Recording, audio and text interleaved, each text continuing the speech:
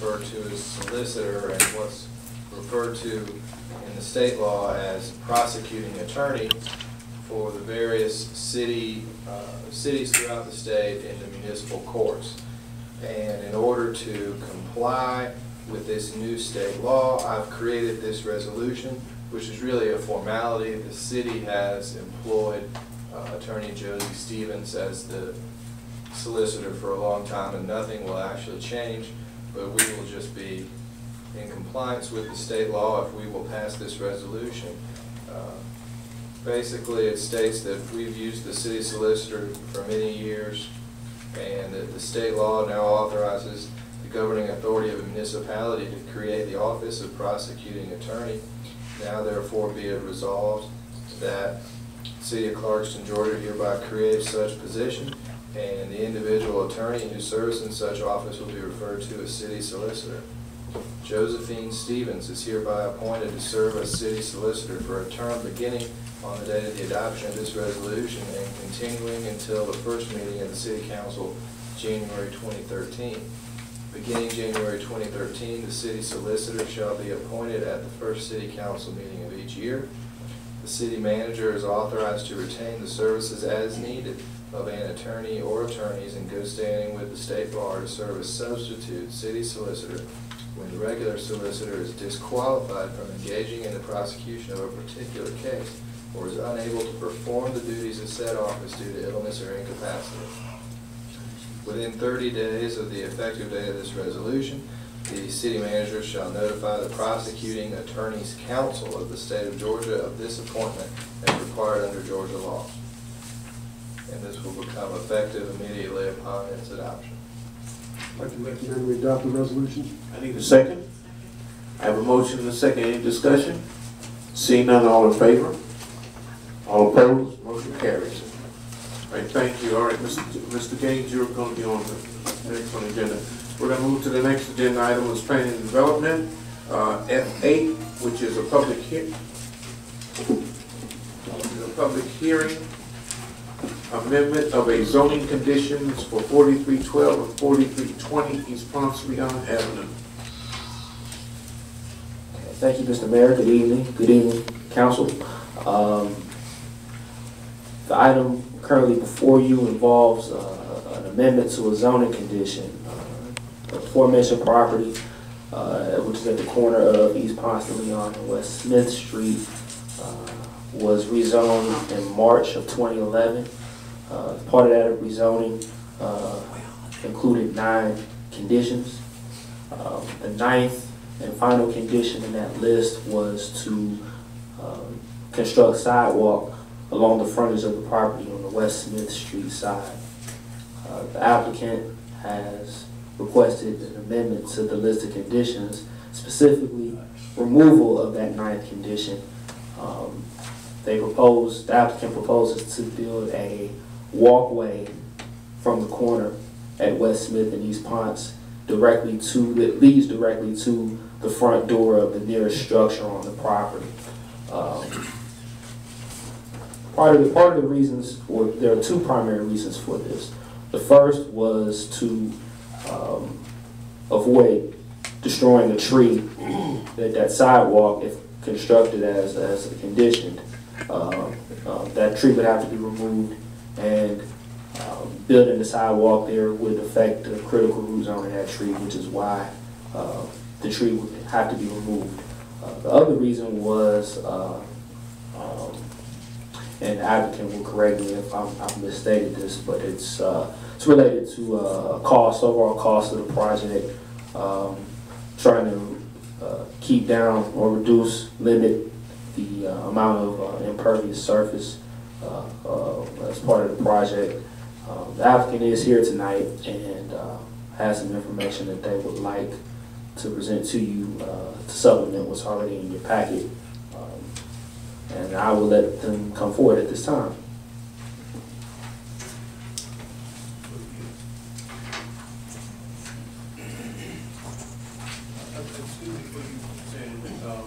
Mr. Gaines, what is the recommendation of staff? I apologize. Staff's recommendation. Staff's recommendation was an approval. This went to Planning and Zoning Committee last month, and their recommendation was denial of that request. Thank you. All right, Ben. Thank you all. And my name is Brahan, and I'm the person who's trying to do this development. I have some information about the financial hardship it's going to cause to my development in this project, if I'm allowed to. Yes.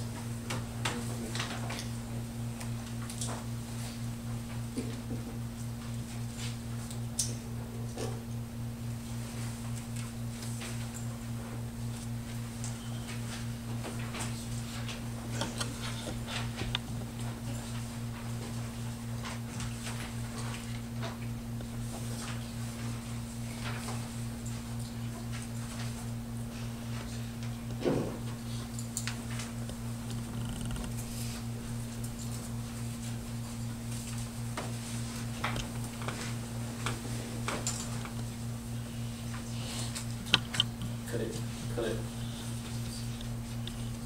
You want me to go ahead? Okay. The first reason is just financial hardship, and this project has cost me more than my expectation, and it has tremendously affected my life, my family life, and also financial problem. Since I'm into it, I have to accomplish, and then I'm trying to proceed forward. And by just changing to shorten the sidewalk or the access to the properties, I'm saving 2 trees to not to be cut, and one is a big, I think it is 43-inch tree, which is going to be affected, and another one is 27-inch tree, which is going to be affected, and by just changing that, it will not affect the service to the properties. It will have people will have access to the property by the sidewalk, by walkways to the 2 properties, from this parking lot to the properties, and also from the sidewalk from eastbound side. And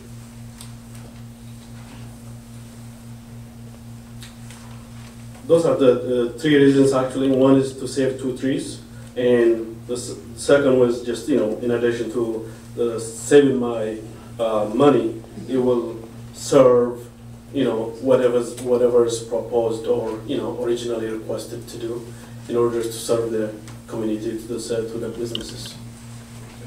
All right, thank you. All right, since this is a public hearing, I'd like to open up the floor for those that are in favor of this project. Come to the mic.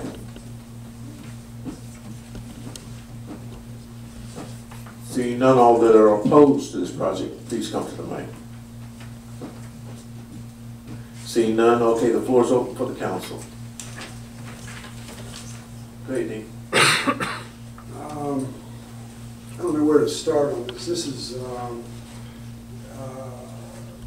financial burden.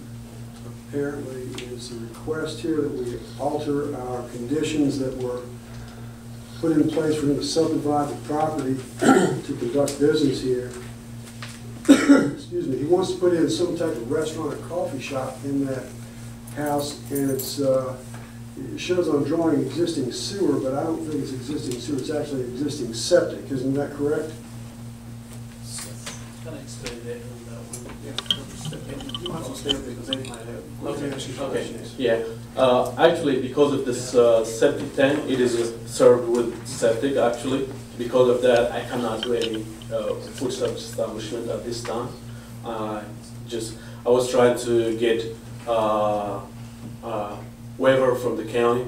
I tried my best, and it was impossible to do it. And I'm trying to just stay with small retail place there and just forget about the restaurant or cafe or something.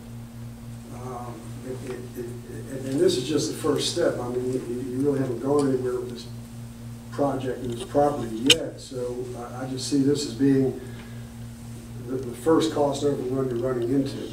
And if you don't put the sidewalk where it was determined that you were going to put the sidewalk when they allowed you to subdivide the property, when the city allowed you to do this.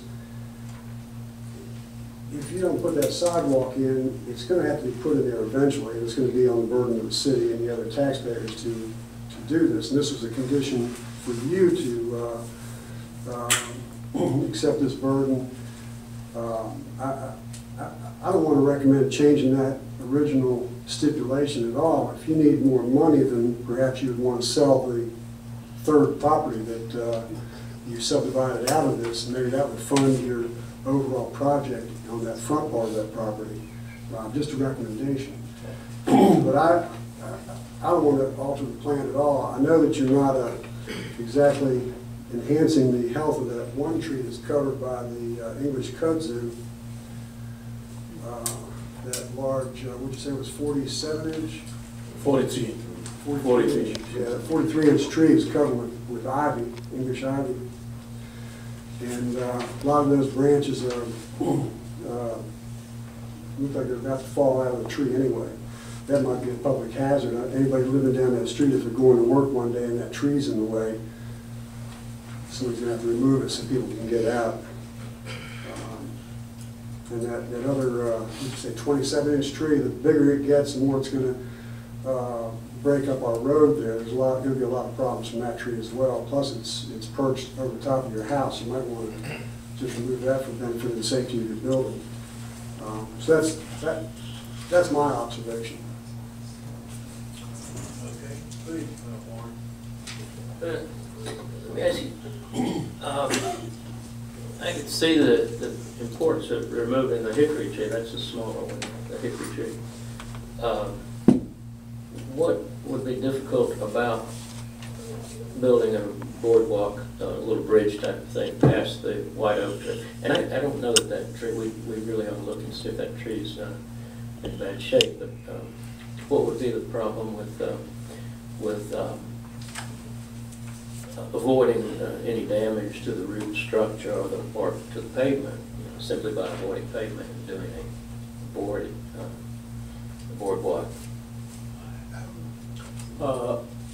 Can I just say something in addition to the question raised here? Eventually, I have to do it. If I have to develop the last property, the end of the third property, I have to do it. The city is not going to be required to do the sidewalk if I do it. And if I have to do the sidewalk at this time, all it serves my property. It doesn't serve anywhere else. And if I have to do it in the future, it's going to be me who's going to do it or the property owner.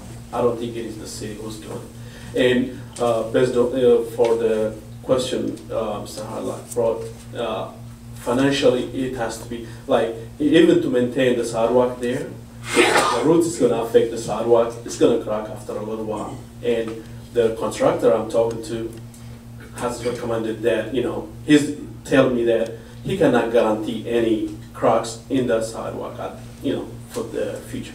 That's what I can get. And I'm trying to get to the wood structure as opposed to the concrete. That's the plan is gonna, based on the plan I have, I'm gonna do some root protection there. That's what we're gonna do. But do you understand what I'm asking you about? Going by the front of the tree with The engineer can address that. Good evening, I'm Kevin Edwards. I think you're asking about, instead of doing a concrete sidewalk, doing a wooden boardwalk type. by the tree. By the tree. By the water.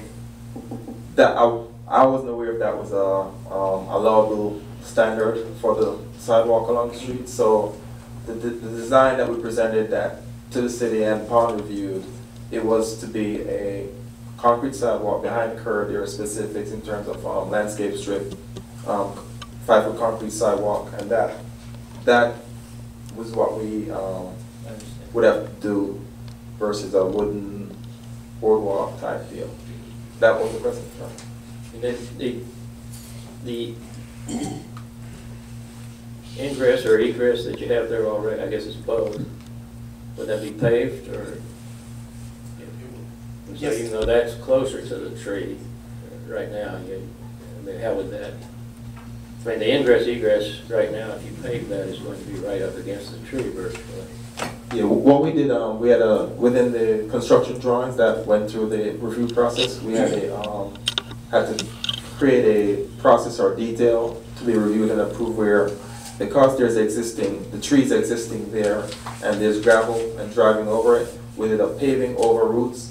There's different type of systems to say, based on where the roots are and where the current impact is, we're gonna pave over it without cutting into the root system. So yes, we are proposing to pave adjacent to where the trees are, but we're going to pave over where we'll be cutting down. So we'll be going over, not cutting down for the sub-base. And how is the third property behind there currently zoned? Is that? It's residential, NR3. So that is residential, and if you were to develop that, you would need to have you would be required to have a sidewalk there. It will be done. But then you wouldn't have a sidewalk going to the corner, it would break at the